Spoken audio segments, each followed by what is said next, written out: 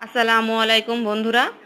আজ আমি নিয়ে এসেছি চিকেন রেসিপি। তো প্রথমে কড়াইতে তেল দিয়ে দিলাম, এরপর দিয়ে দিলাম তেজপাতা আর দুটো লবঙ্গ, আর দিয়ে দিলাম কেটে রাখা কাঁচা লঙ্কা। এরপর দিয়ে দেব কেটে রাখা পেঁয়াজ কুচি।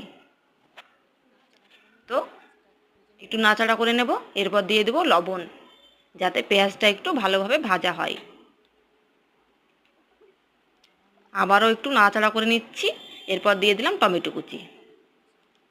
এবার দিয়ে দেব হলুদ গুঁড়ো আর আদা রসুন পেস্ট দিয়ে ভালোভাবে নাড়াচাড়া করে নেব। এবার দিয়ে দেব কেটে রাখা ধনেপাতা কুচি।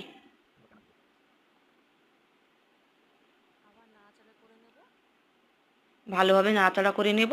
মশলাটা ভালোভাবে কষিয়ে নেব। এরপর আগে থেকে করে রাখা ম্যারিনেট করা মাংসটা আমি দিয়ে দেব।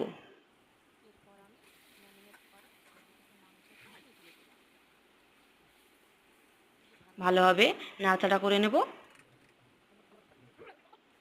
এরপর আমি এর উপরে একটু ঢাকনা দিয়ে দেব, যাতে পানিটা চুষে নেয়। তো আমার রেসিপিটা রেডি হয়ে গেছে। এরপর আমি দিয়ে দেব চিকেন মশলা। তো প্রথমবার চিকেন রেসিপি বানালাম। তো ভালো লাগলে সাবস্ক্রাইব